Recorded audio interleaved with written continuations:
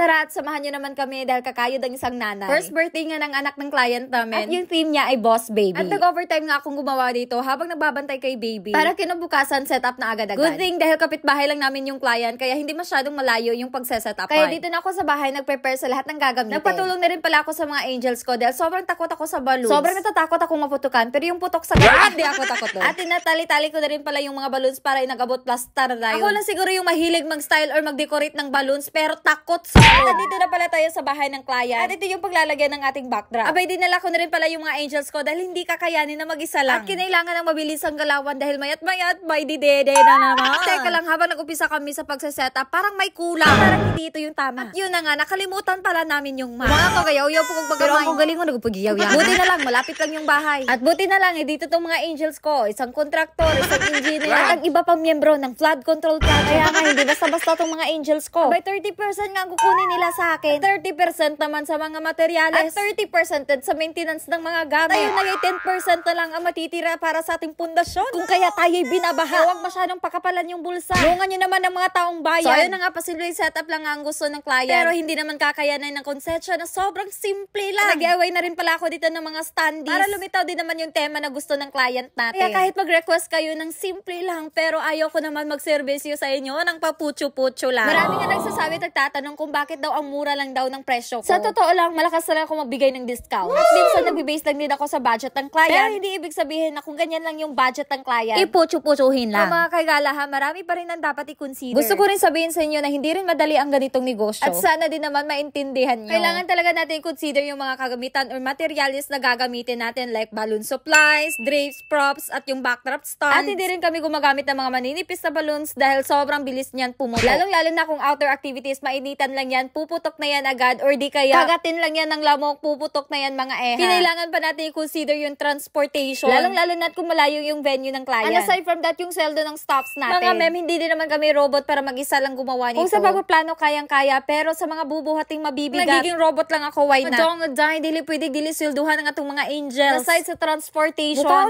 another thing, ang maintenance sa atong mga gamit. Pero gipalit na natong tagtulo do sa merkado kay makabarato ra ta. Okay ra unta pug mapalit na to sa merkado ning atong mga gamit. Yung saon man to ang mas layo. Shipping fee pa lang daan, tagaktak na. Nagmakasilingan mo na ho kay tagaan ta magdakog discount. Wala na yung ako, basta makatabang lang ko dito. At syempre, nagdedepende din tayo kung gaano kalaki yung venue na pagde-decorate. So ito na yung simple backdrop setup natin. Mga 3 to 4 hours lang siguro kami nag-setup dito. Dahil halos lahat piniprepare ko na sa bahay. Gusto ko sana maglagay pa dito ng light stands. Pero puno na yung saksakan ko at medyo maliit lang yung venue. Kaya medyo sisikap kapag lalagyan ko pa. Naglagay na lang ako ng konting backdrop lights. Or drop lights or color blue na lights. Para mas lilitaw yung tema natin na Boss Baby. So hanggang dito muna tayo mga kaigala at marami pa tayong pag-uusapan. Chika naman tayo ulit sa susunod dating mga videos. Kaya maraming salamat sa paglantaw.